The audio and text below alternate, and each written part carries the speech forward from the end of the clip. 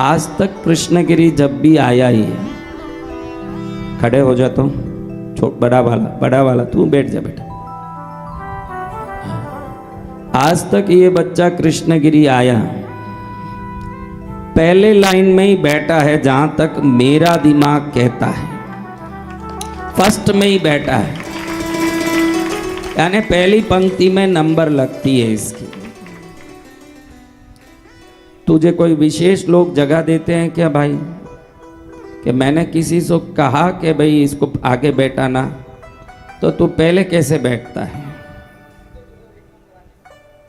हाँ, जो मैंने बोला वो पकड़ लिया उसने। आप ध्यान रखिए, हर कार्यक्रम में मैं देखता हूँ जो 10 दिन 8 दिन के शिविर चलते हैं, वही लोग रोज प्रथम लाइन में बैठते हैं जो 8 दिन बैठते हैं, और वही लास्ट में बैठते हैं जिनको लास्ट में ही बैठना है। इसको अंग्रेजी में सिमिलैरिटी साइंस कहते हैं। ये जो अंत में बैठते हैं ना, ये जिंदगी में सदा अंत में ही रहेंगे सभी काम में। इसको सिमिलैरिटी साइंस कहते हैं। आप ये सोचते हो कि कहीं भी बैठे तो क्या है, सुनेगा तो सही, माइक लगी हुई है, गुरुजी दिख तो रहे हैं, वहाँ तक आवाज़ पहुँच रही है, कहाँ बैठे तो क्या। ये व्यक्ति जिंदगी में कोई भी अवसर आए समझौता कर लेगा उसमें। इसको सिमिलैरिटी साइंस कहते हैं। सिमिलैरिटी साइंस का अर्थ है आप किस चीज में कितनी प्राथमिकता देते हो, वो फिर आपका गुण हर चीज में उतनी ही प्राथमिकता देनी शुरू कर देगी। इसको सिमिलैरिटी यानी आपके गुण हर जगह फिर उसी काम को करने लगेगा। चलो पीछे रहें तो क्या, पीछे बैठ जाएंगे, यानी जिंदगी में पीछे रहने में फिर तुझे कोई संकोच नहीं होगा, फिक्र नहीं होगा। जो सामने जाने की कोशिश यहाँ करेगा, कमाने में भी आगे जाने की कोशिश करेगा।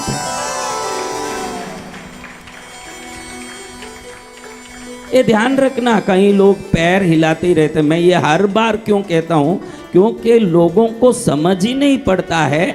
छोटी चीजों में जो हमारे स्वभाव को दर्शाते हैं, वही बड़ी चीजों में भी प्रकट होने वाली है। बड़ी चीज के लिए कोई अलग गुण नहीं आएगा, व्यक्ति का स्वभाव वही है तो हर जगह वही आने वाला है, वो कोई विशेष नहीं आएगा। इसको देखकर पान, मैं तो कुछ बोलने कुछ आया, लेकिन इसको देखते ही मेरे मन में आया ये बात कहना चाहिए। हर बार कहता हूँ, कुछ ऐसे डीठ लोग हैं हर बार पीछे बैठने में एकदम लास्ट में आएंगे। सब गुरुजी आ गए, सब हो गया, अब आराम से आएंगे। अरे महाराज, ये जो पहले बैठ रहे हैं ना, कुछ तो ये आदत उनके जीवन में आगे जाने की एक शक्ति प्रदान करेगी, जो पहले जाने की जुनून रखते हैं। ये जरूर होता है। आप सिर्फ यही अंतिम पंक्ति में नहीं हो, अपने समृद्धि में भी अंतिम में ही हो, क्योंकि ये स्वभाव है आपका। आगे धक्का मारने का जिसका स्वभाव है, वो धक्का मार के क्यों, यही व्यक्ति हरदम, ये भी कल यही आगे बैठा था, यही आगे बैठा था, यही आगे बैठे थे, वो ये आके आगे कैसे बैठ जाते हैं? क्योंकि हमारे यहाँ ऐसा भी सिस्टम नहीं है टोकन का, कि भाई जिसको टोकन मिला वो आगे बैठा, ऐसा भी नहीं है। ऐसा भी नहीं है कि किसी व्यक्ति के लिए सिफारिश कर दी जाती है कि इसको आगे बैठा। कोई माइका लाल कृष्णगिरी में आके मैं आगे बैठूं जुनून नहीं कर सकता। जो खुद ही जुनून से आएगा वही बैठ पाएगा। जय गुरुदेव। कई लोग देखे पैटे पैटे पैर हिलाते रहते। सिमिलैरिटी साइंस यानी क्या? सिमिलैरिटी का अर्थ है समानता विज्ञान। क्या विज्ञान? समानता विज्ञान। आप किसी काम को कैसे करते हो, वो विज्ञान ऐसे निरूपित करता है कि आगे के सब काम में आपका जिंदगी ऐसे ही चलने वाला है। अभी पैर हिलाने में आपको कोई तकलीफ नहीं होता, बैठे बैठे ऐसे टांग हिला रहे हो तो आपको शक्ति खर्च करने में कोई चिंता नहीं है। आपको ये सोच नहीं आती है कि बेकार शक्ति क्यों खर्च करूं, बेकार क्यों पैर हिलाऊं। अगर ये आप में सावधानी आ गई तो पैसा खर्च करने में भी सावधानी आएगी, रिश्ते को निभाने में भी सावधानी आएगी। पैर हिलाना छोटा काम है, लेकिन सिमिलैरिटी साइंस कहता है वही हर जगह लागू होगी जिंदगी में, फिर शक्ति बेकार होती रहेगी। आप जय गुरुदेव। आपकी शक्ति व्यर्थ होती रहेगी। जिनके घर में नल में से पानी टपकता रहता है उनको उसकी चिंता ही नहीं है कि नल ठीक कर दूं, उनके पैसे भी बेकार होते जाएंगे, क्योंकि आपको लगे ये तो पानी गवर्नमेंट से आ रहा फुकट का, मुझे क्या चिंता। लेकिन किसी चीज को आप सुरक्षित नहीं कर पाए तो दूसरी चीज भी आप में सुरक्षित नहीं रहने वाली, वो भी निकलने वाली है। पानी ही तो है, जाने दो, पानी को जाने दो बोलने वाले के घर से धन भी जाता रहेगा। इसको सिमिलैरिटी साइंस कहते हैं। क्या कहते हैं? Similarity science. उनको पता नहीं है। मंदिर में भी एक गलत परंपरा चालू हो गई मंदिरों में। आप देखो, मंदिर जाके दर्शन करते हो, माता या भगवान बैठे हैं, वो पीछे के दीवार को प्रणाम करते हो कि नहीं आप सब? शास्त्र में इसको नुकसानदायक बताया है। कभी भी मानस पूजा की जो पद्धति, ध्यान की पद्धति देखो आप, ध्यान पद्धति, मानस पूजा पद्धति में भगवान का चेहरा, हाथ, पैर, मुख, नाक, आंख, उनका बाल, ये जितने सामने वाले अंग हैं उनका ध्यान और पूजा है कि पीठ पृष्ठभाग का कोई पूजा है? किसी भी शिव मानस पूजा में या किसी देवता के ध्यान श्लोक में पीछे के किसी भी भाग का ध्यान श्लोक या मानस पूजा है क्या? नहीं। क्यों नहीं है? क्योंकि जो देवताओं के पिछली भाग देखेगा वो आगे देख के जो जो पुण्य कमाया उस पुण्य का 100 गुना नुकसान करेगा। तो कभी भी संतों के सामने देवताओं के पीठ के पीछे नहीं बैठना। जितना उनकी कृपा मिला उससे 100 गुना नुकसान होगा। उनके पीठ के पीछे जाके कभी नहीं बैठना, उनके चेहरे के सामने। आपने महाभारत में तो सुना ही होगा कि दुर्योधन और अर्जुन दोनों कृष्ण से सहायता मांगने गए। जब कृष्ण सो रहे थे उस समय अर्जुन तो बड़ी श्रद्धा और विनयवान हो करके चरण में बैठ गए और दुर्योधन उनके सिराने बैठ गए कि मैं भी सका हूँ, मैं समान हूँ, मैं क्यों चरण में बैठूं। वो सिर के पास जाके बैठे। विजय किसकी हुई महाराज? हाँ, जो चरण में रहेगा उसी की सदा विजय होगी। जय जय गुरुदेव। किधर रहना पड़ेगा? चरण में। हाँ, तो ध्यान रखो, किसी मंदिर में जाओ, प्रदक्षिणा करो न, तो देवता जहाँ बैठे हो पिछली दीवार को हर लोग, कई लोगों ने वहाँ स्वस्तिक भी बना के रख दिया, कुमकुम का, बराबर मालूम पड़े कि यहाँ वंदन करना है। उस जगह को देखना भी नहीं चाहिए, उस जगह को प्रणाम करना भी नहीं चाहिए। आपके पास समय है तो 10 बार सामने खड़े होके वंदन करो, एक बार भी पीठ का वंदन नहीं होता। सामने देवताओं के, संतों के मुख भाग और सामने के जो प्रमुख भागों का ही वंदन होता है। हम क्या करते हैं, ऐसे घूम घूम के प्रदक्षिणा करके पीछे के दीवार को भी घड़ी घड़ी यूं यूं यूं यूं, क्योंकि कुछ पता नहीं हम क्या नुकसान कर रहे हैं, क्या फायदा कर रहे हैं, क्या लाभ हो रहा, क्या हानि हो रही है, कुछ समझ नहीं। कुछ न कुछ करना। जो बीमार हो गया उसको कोई ना कोई गोली चाहिए, किसी प्रकार से बीमारी निकले, भले वो गोली काम कर रही है नहीं कर रही, इसको कुछ समझ नहीं, लेकिन गोली लेना है इसको। लेकिन गोली वो हो जो बीमारी मिटाएं, बीमारी बढ़ाएं, वो गोली लेके क्या करोगे? हाँ, तो आराधना और आध्यात्मिकता में थोड़ा सा ज्ञान चाहिए। ये पूरे भारत में कथा मंच, कथाओं का जो प्रचलन इसलिए हुआ, कथा के बहाने आपको वो ज्ञान मिलेगा कि ईश्वर को मैं कैसे प्राप्त करूं, वो ज्ञान मिलता है। जय गुरुदेव। वो ज्ञान हमको प्राप्त होता है कि मैं मेरे परमात्मा को कैसे प्राप्त करूं। मैं भी देखो दुनिया भर के भैरू जी की, माता जी की सब पूजा कराता हूँ, मंत्र बोलता हूँ, लेकिन अंतर में मेरे में तो यही है कि ये बच्चे आए हैं भले ही स्वार्थ से, संसार लेके, मैं भी उनके हिसाब से जो, देखो भाई, जो गाय नाचने से ही दूध देती हो उस गाय के सामने आपको क्या करना पड़ेगा? नाचना पड़ेगा। जो गाय गाने से ही दूध देती हो उस गाय के सामने क्या करना पड़ेगा? गाना पड़ेगा। मुझे भी मालूम है कि तुमको कुछ दिखाऊं तो तुम आओगे, तो मैं वो सब दिखा के तुमको पकड़ के बैठा हूं, लेकिन इसलिए नहीं पकड़ा कि तुम जो देखना चाहते हो वो दिखाऊं। ईश्वर को दिखाना ही आपके लिए मेरा अंतिम लक्ष्य है।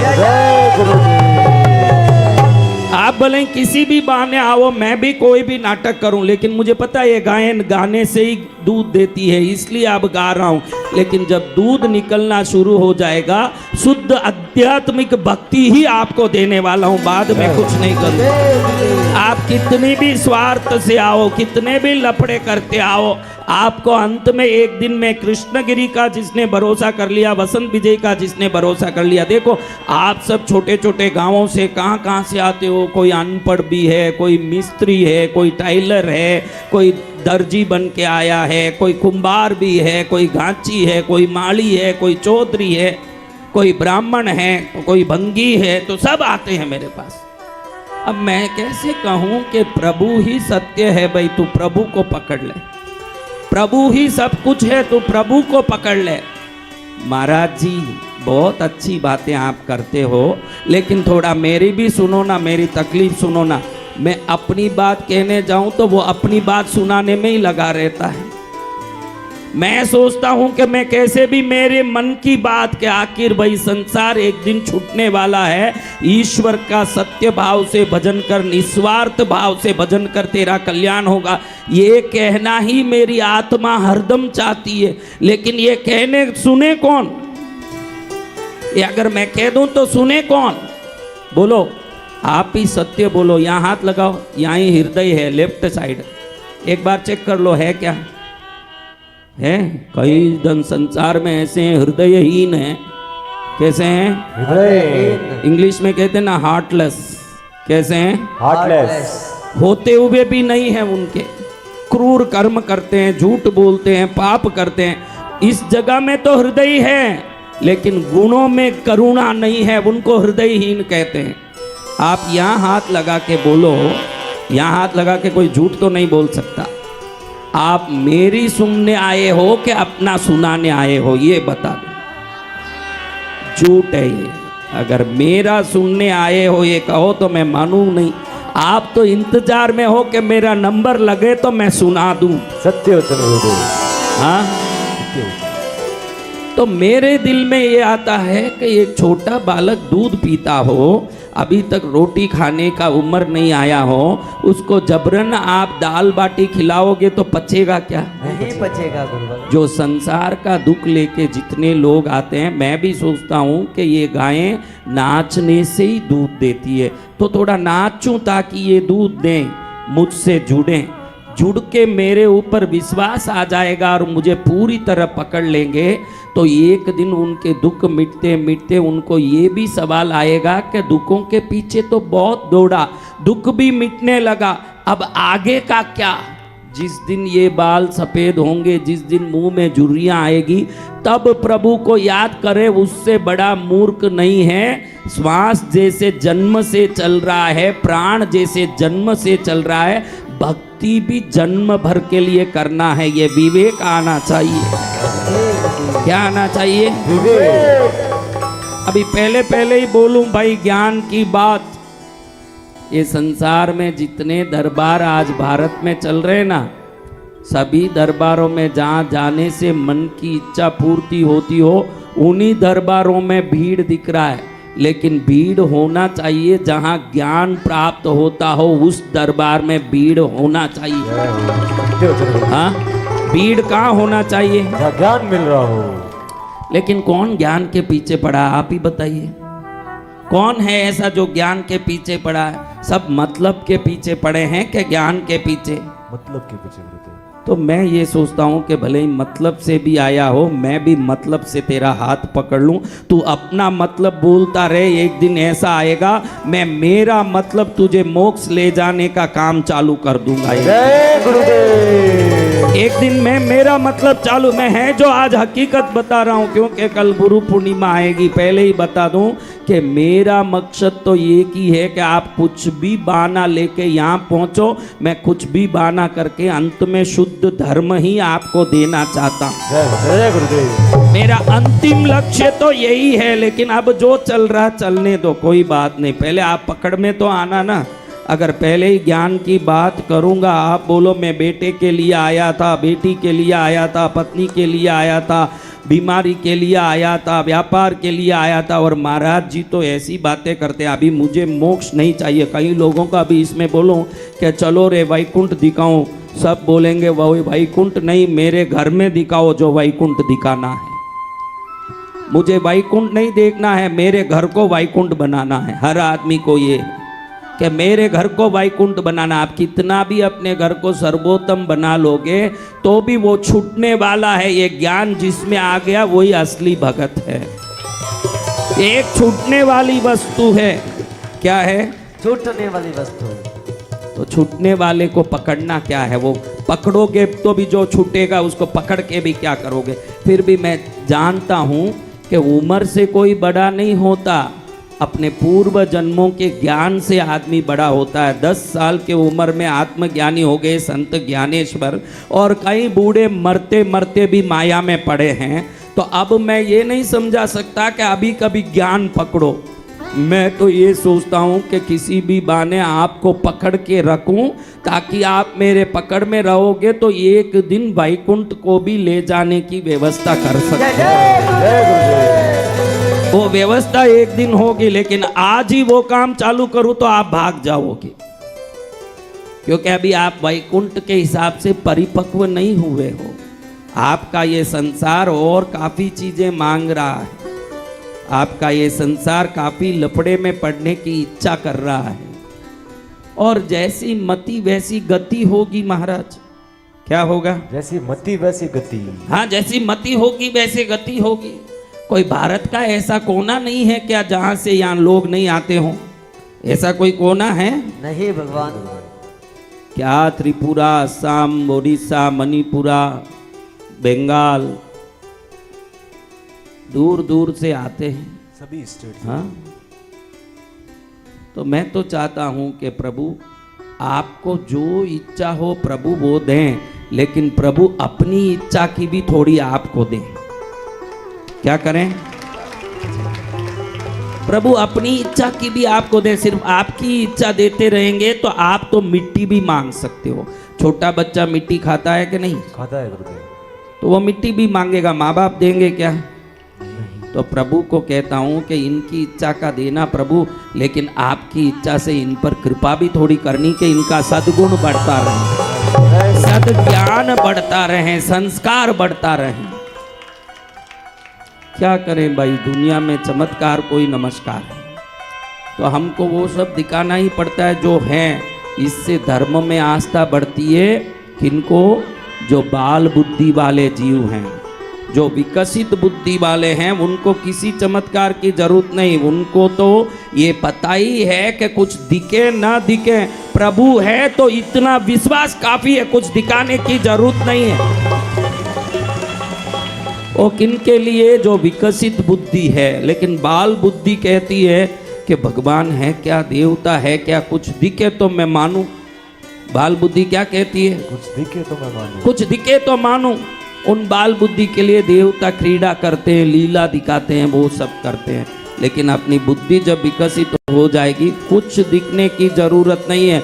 मन स्वयं मान लेगा कि मेरे प्रभु मेरे हैं, आप दिखो या मत दिखो, दिखाओ या मत दिखाओ, आप मेरे हैं, ये विश्वास आ जाएगा। तो मेरे भाई, इसलिए मैं ये बात से शुरू किया कि कहीं भी इस दुनिया में जाओ, झगड़ो मत, लेकिन मन में जुनून रखो कि मुझे आगे रहना है। अगर ये बात आ गई जीवन में, हर जगह आगे जाओगे। ये सिमिलैरिटी साइंस से 100% काम करता है। आप छोटी चीज़ों में जितनी महत्व उन चीज़ों को देते हो, बड़ी चीज़ें भी आपके जीवन में वैसी ही घटने वाली है। बड़े बड़े काम हो जाएंगे जब जुनून आप में आ जाएगा। क्या आना है? जुनून। कितने लोगों में जुनून है? सभी में भगवान। हाथ उठाने में सब माहिर है। जो लास्ट में बैठा हो, मैं आने के बाद अब आके बैठा हो, वो बोले कि मुझे जुनून है, हाथ उठाए, उस नालायक को मैं क्या बोलूं? हाँ बोलो, क्या बोलूं? क्या बोलूं? जो अभी आके बैठा होगा, गुरु के बाद कोई आ सकता है तो वो गुरु का भी गुरु हो तो ही आ सकता है, शिष्य नहीं आ सकता। शिष्य तो गुरु आने के पहले आके बैठ के इंतजार करता होगा कि मेरे गुरु कब आएंगे। हाँ, कोई भी बड़ा यज्ञ हुआ, उसमें यज्ञ पुरुष प्रकट हुए हों तो पंडित जी और यज्ञ कुंड पहले चालू हुआ होगा कि देवता पहले आके इंतजार किए होंगे। हाँ, यज्ञ पहले चालू है। इतना ध्यान रखना, कभी भी लेने वाले को पहले उपस्थित होना चाहिए, देने वाला बाद में आए तो भी चलेगा। अरे भाग्यशाली, तुझे लेना है इसलिए आया, और देने वाला आने के बाद तू आएगा तो तू लेने की योग्यता रखता है क्या? हाँ, नहीं गुरुदेव। तेरे में लेने की योग्यता है? हाँ, लेना हो तो देखो, इधर ही घोषणा हो जाती है कि इधर कोई सरकार साड़ी बांट रही है, इधर कोई चीज बांट रहे हैं, उधर भीड़ पहले लगती है कि माल पहले पहुंचता है? भीड़ पहले लगती है। हाँ, भीड़ पहले लगती है। तो जहां भी आपके जीवन में कामना लेके जाना हो, वो कामना पूर्ति के लिए खुद पहले उपस्थित रहो, कामना जरूर सिद्ध होगा। जय गुरुदेव।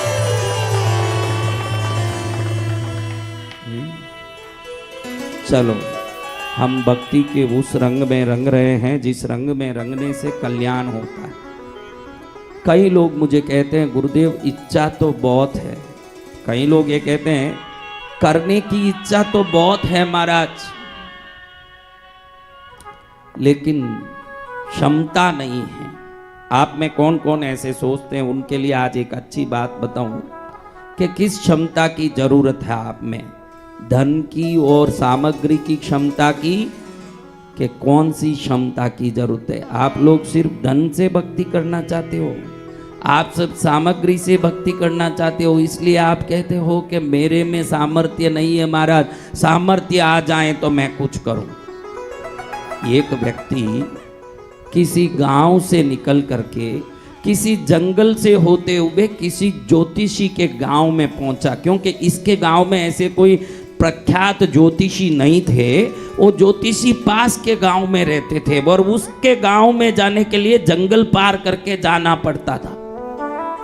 तो ये वो जंगल पार करके इधर से उधर जा रहा है, इसके मन में दुविधा है कि कोई भी काम करता हूं तो नुकसान होता है, कोई भी काम करता हूं तो परेशानी आती है, कोई भी काम करता हूं तो तकलीफ होता है, ज्योतिषी से पूछ तो लूं।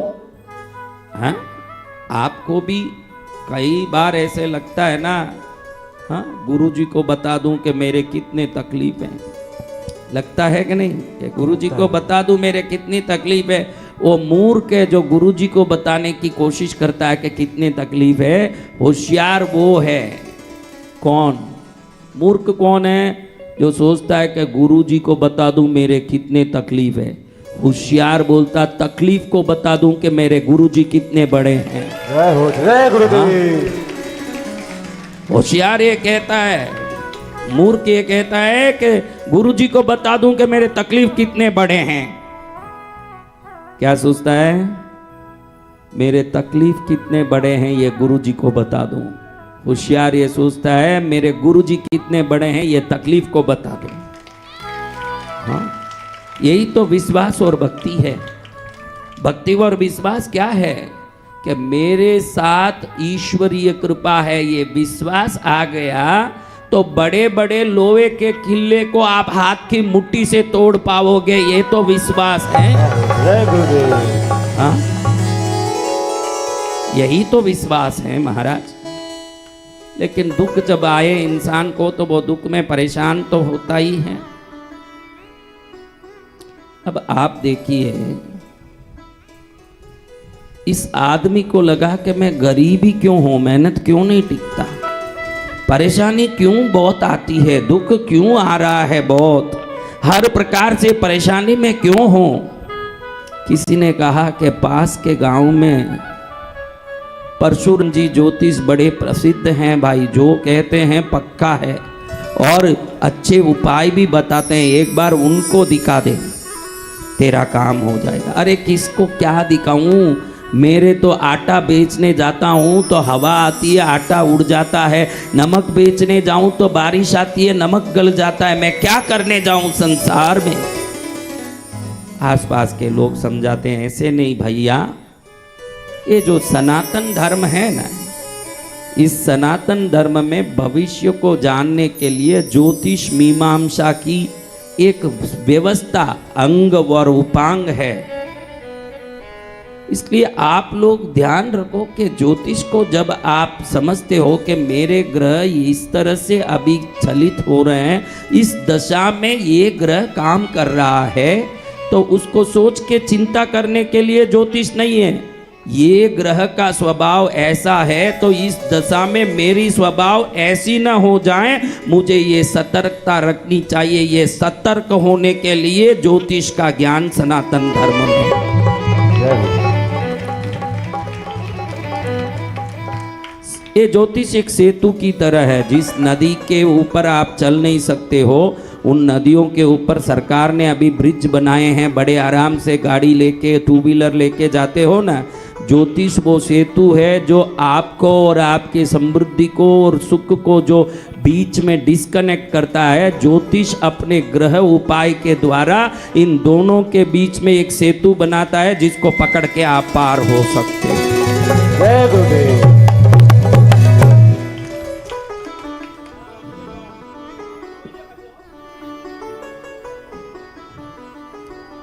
अब इस व्यक्ति को बहुत आसपास वालों ने समझाया, तो ये इसने सोचा चलो इतने बोल रहे हैं तो मेरी जन्म पत्रिका लेके उसको दिखाई दूं। जंगल में जाना और उस तरफ गांव, थोड़ी सी पोटली ले ली रोटी की, थोड़ी सब्जी की, और जंगल में होते हुए जा रहा है। और बड़े मुश्किल से शाम हुई, तब ज्योतिष जी के घर में पहुंचा। कहाँ पहुंचा? ज्योतिष के घर में। अब ज्योतिष जी के घर में पहुंचा। ज्योतिष जी बैठे थे आराम से, सरल व्यक्ति थे। हाँ, तो सरल व्यक्ति बैठ के कुछ कर रहे थे। इसने जाके प्रणाम किया, ज्योतिष जी प्रणाम। राम राम भाई, क्या बात है? मेरी जन्म पत्री लाया हूँ महाराज, थोड़ा आप देख के बताओ, बहुत परेशान हो रहा हूँ। किसी भी काम को करता हूँ तो वो काम कहीं ना कहीं विघ्न करता है, नुकसान करता है। बच्चे, परिवार वाला आदमी, कुछ बताओ ना कि क्या करने से मेरी गति सुधरेगी। ज्योतिष जी ने कुंडली उठाई और जैसे ही कुंडली निकाल के देखा की, तो ज्योतिष जी ने देखा कि नवांश मिला करके देखूं कि क्या है इसका तकदीर। नवांश से एकदम सटीक फल निकलता है। तो नवांश मिला करके उन्होंने फल देखने के लिए देखा, ज्योतिष जी की आंख फटी की फटी रह गई। ज्योतिष जी को मालूम पड़ा कुंडली के ग्रहों की दशा के हिसाब से अभी 4:30 बज रही है शाम की। कितनी? 4:30। और आज 8 बजे इसकी मौत होने वाली है। कुंडली के हिसाब से क्या होने वाली है? 8 बजे मौत। ध्यान रखो, ज्योतिष वो उत्तम नहीं जो सभी फल सटीक बोलता है, संत वो उत्तम नहीं जो सभी फल सटीक देते हैं। वही उत्तम है जो आपके शुभकारी बातों को ही बताएं, अशुभ बातों को कभी अपने मुंह से नहीं निकालें। हाँ, वो होता भी दिखे अच्छा ज्योतिष वो मुंह से नहीं निकालेगा कि भाई तेरा अनिष्ट होगा, तेरा वो पैसे निकलवाने के लिए जो पेशा लेके बैठे वो ही ये कर सकते हैं।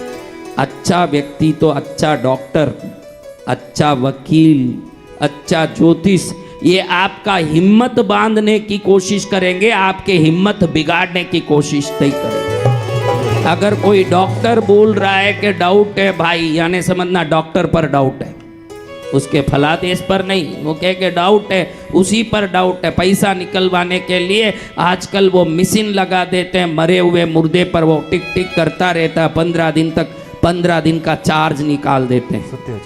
हाँ, क्या मशीन है वो? वेंटिलेटर। क्या है? वेंटिलेटर। हाँ वेंटिलेटर सबको पता है कि भाई एक दिन मेरे को लगाने वाले हैं। हाँ सबको लगेगा, ऐसे लगा के रख देगा, तेरे बेटे से वसूल करेंगे। ज़्यादा इकट्ठा करके जाओगे तो वेंटिलेटर में खर्चा होगा, और दान धर्म करोगे तो मस्ती से जाओगे। जय गुरुदेव। अभी क्या बोले महाराज। तो ज्योतिष हो, डॉक्टर हो,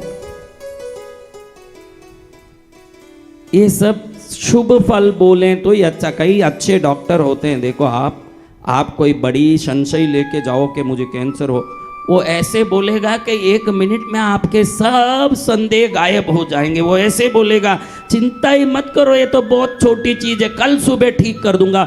भले ही दवाई नहीं लिया हो, उसकी बातों से ही आधा हिम्मत आ जाता है। ये असली वैद्य है। मनुष्य का रोग दवाइयों से नहीं मिटता, मनुष्य का रोग हिम्मत से मिटता। किससे मिटता है? हाँ, जो डरा वो तो पहले ही मरा, जो डरा वो पहले ही मरा, और जिसने हिम्मत कर ली उसकी तकदीर बदल गई। जय हो, जय गुरुदेव। अब ज्योतिष जी एक क्षण में सोचें कि भाई इसको बताऊंगा कि तुझे आज 8 बजे मौत आने वाली है, तो सुन के तो ये पहले ही मर जाएगा, है ना। कैंसर से कई लोग नहीं मरते, मुझे कैंसर है ये सुन के जो धक्का लगता है उससे मरते हैं आधे तो। ज्योतिष जी ने सोचा इसको मैं क्यों आघात पहुंचाऊं, मैं क्यों इसको कुछ बोलूं।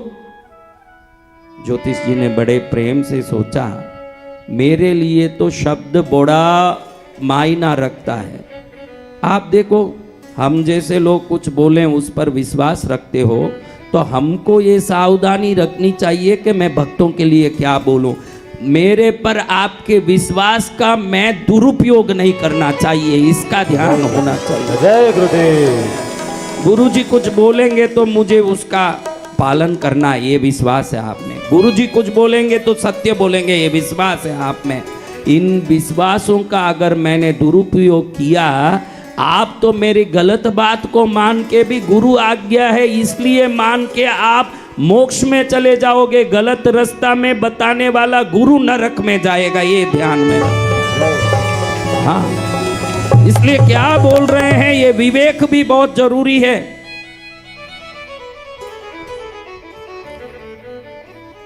ज्योतिष जी ने सोचा इसको मैं तो अपने मुंह से अशुभ शब्द नहीं बोलूंगा। उत्तम ज्योतिष थे। दूसरा होता तो 8 बजे मौत आने वाली है, ये जो तेरे हाथ में अंगूठी है ये दे दे, मैं अभी शिव मंदिर में पूजा करके कुछ तेरे लिए उपाय करूं, ऐसे बोलेगा।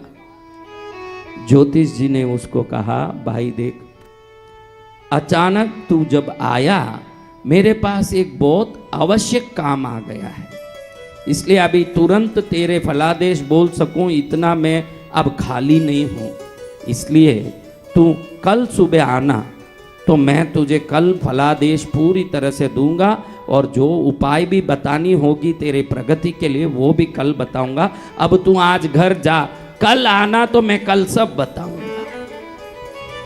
ज्योतिष जी ने सोचा कि मैं क्यों बोलूं कि तू मरने वाला है और ये रहने वाला है ही नहीं, तो कल आएगा क्या ना, मैं बोलूंगा क्या। मैं गलत बोलने से अच्छा है कि इसको घर भेज दूं।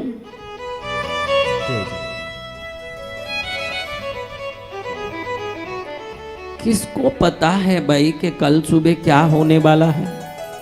आप सबको मैं कहता हूं मेरे भाइयों कि आप किस हाथी को पकड़ने दौड़ रहे हो, उसका पूंछ भी कल सुबह आपके हाथ में लगेगा कि नहीं कोई पता नहीं है। नहीं पता। इसलिए जितनी कामना आप करते हो ना, वो सब करते समय उसको करते करते, मेरा संसार नश्वर है, क्षणिक है, वो कभी भी जा सकता है, तो जाने वाले संसार को पकड़ते पकड़ते रहने वाले पुण्य को भी पकड़ने की कोशिश करो, ये ध्यान रखना।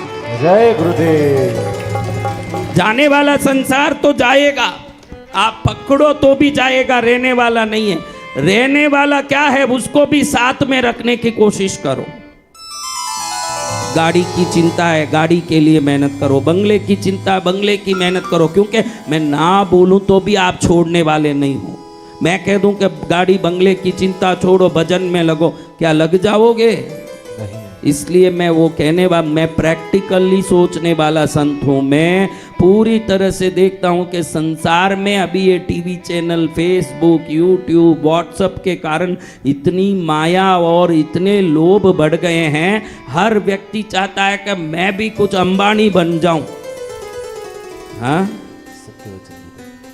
अंबानी बनने वाला क्या होगा मुझे पता नहीं, अम्बरीश राजा बनने वाला मोक्ष में जाएगा, ये मुझे पता है। तो महाराज ज्योतिष की बात सुन के इस बेचारे के मन में आया कि देखो मेरा तकदीर, मैं पहले से ही दुखी हूँ, पहले से ही परेशान हूँ। सोचा कि कम से कम ज्योतिष जी के पास कोई उपाय मिलेगा। ज्योतिष जी ने भी कल के लिए टाल दिया मेरी बात। कभी भी जीवन में आपका कोई काम नहीं हो रहा और विलंबित हो रहा है तो ये चीज़ आज जो मैं बोल रहा हूँ इसको ध्यान में रखना। किसी भी डॉक्टर के पास आप जाते हो, डॉक्टर को कहते हो महाराज बुखार नहीं उतरा, डॉक्टर के आपको कौन सी गोली दी थी, लेके देखें डॉक्टर देखे कि आपको कॉलपॉल 200 mg दी थी। कितना?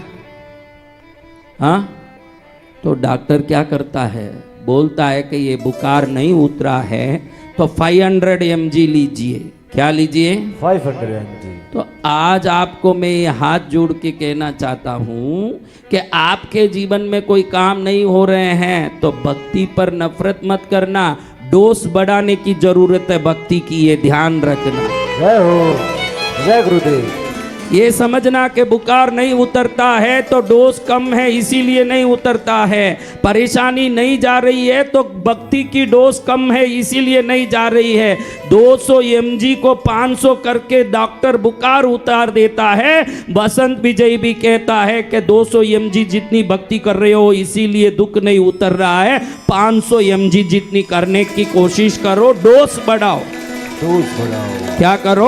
डोज बढ़ाओ। हाँ, डोज बढ़ाओ। डोज बढ़ाओगे तो अपने आप सब काम होगा, डॉक्टर यही तो करता है। तो ज्योतिष के घर से वो मायूस होके बाहर निकला, कल आऊंगा। उसके मन में क्या है? कल आऊंगा। हाँ? पानी का बुलबुला है। क्या है? पानी का बुलबुला। क्या है पानी का बुलबुला?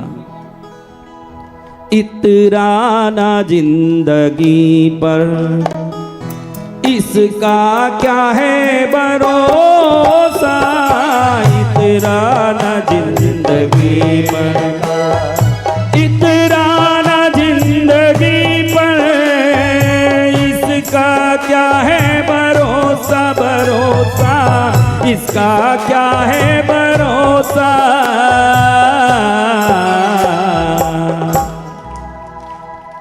पानी का बुलबुला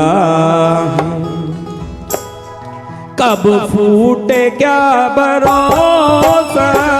पानी का बुलबुला कब फूटे क्या भरोसा।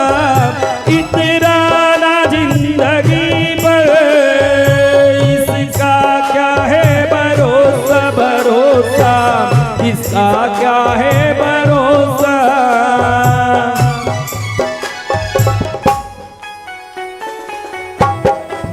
हाथ ऊपर करके ताली के साथ में जय हो।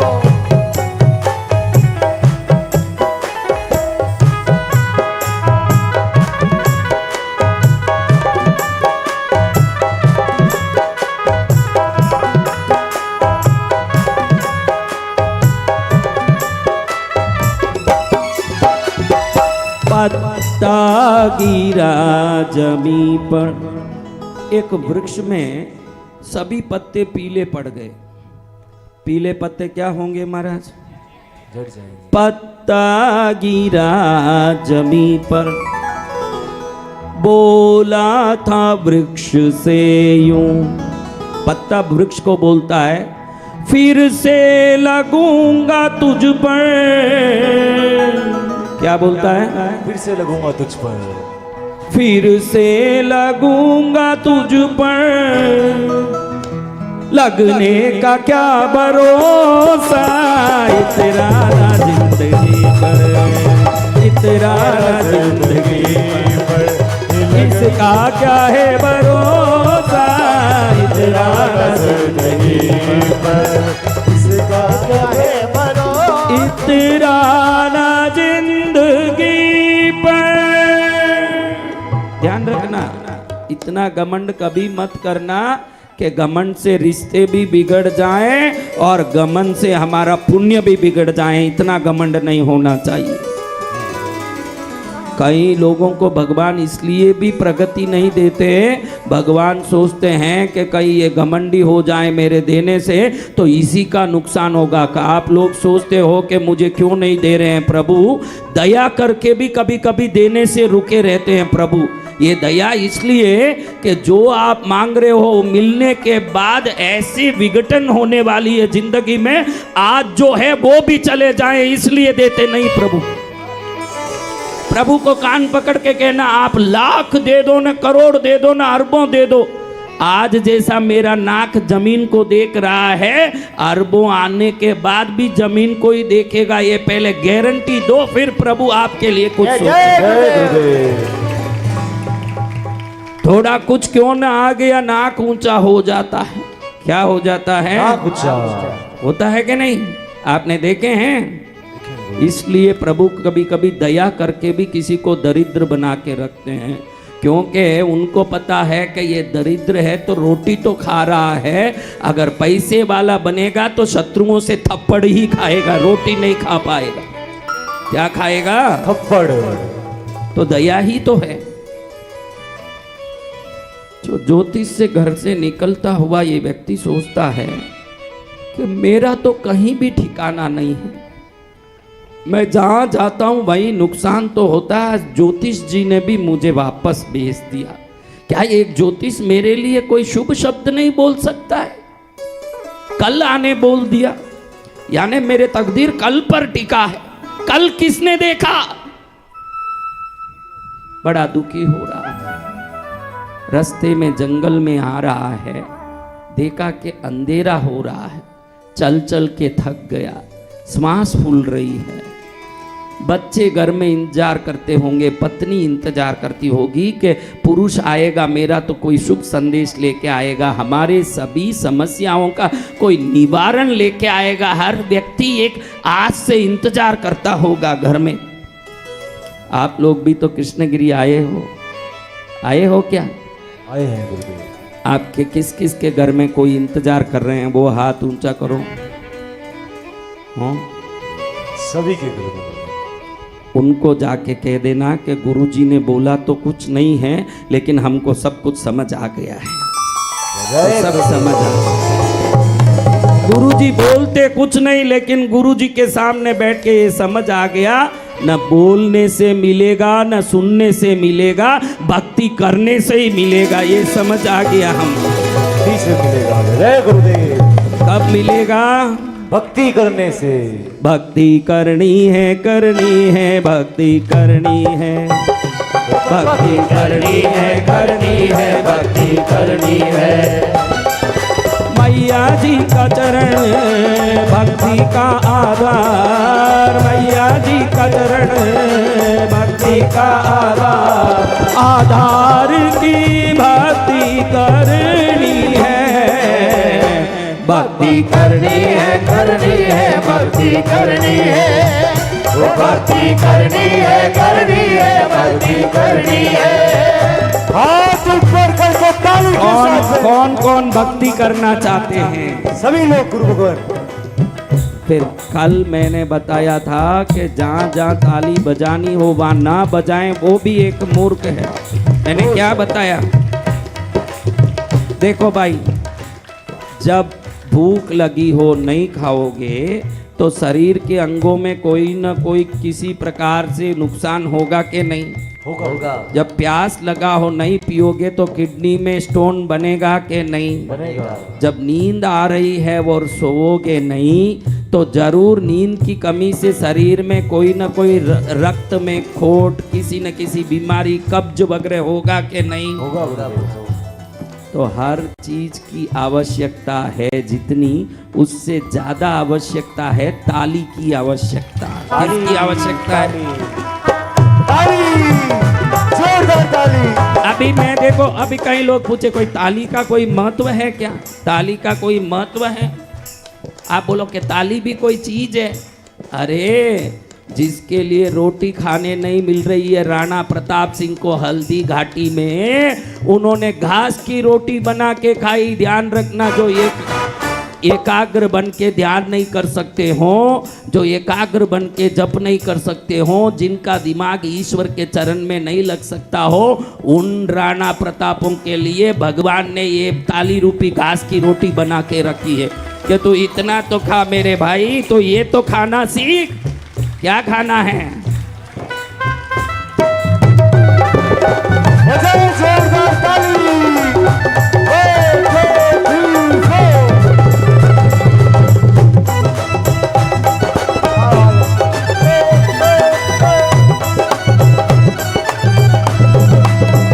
और भगवान को पता नहीं है कि भक्त कितना होशियार है। भगवान को इतना ध्यान होता तो अपने को धरती में भेजते नहीं, खुद के पास ही रखते। होशियार लोगों को कौन नीचे भेजेगा? लेकिन उनको पता ही नहीं कि ये ताली बजाने के लिए हाथ नहीं उठा रहा है, ये तो कह रहा है भर दे झोली मेरी ओ बाबा, लौट कर अब ना जाऊंगा खाली। भर दे झोली मेरी मेरे बाबा, लौट कर मैं ना जाऊंगा खाली। भर दे झोली मेरी ओ बाबा, भर दे झोली मेरी ओ बाबा, लौट कर अब ना जाऊंगा खाली। लौट कर अब ना जाऊंगा खाली। मेरी किस्मत की बदल दे तू रेखा, मेरी किस्मत की बदल दे तू रेखा।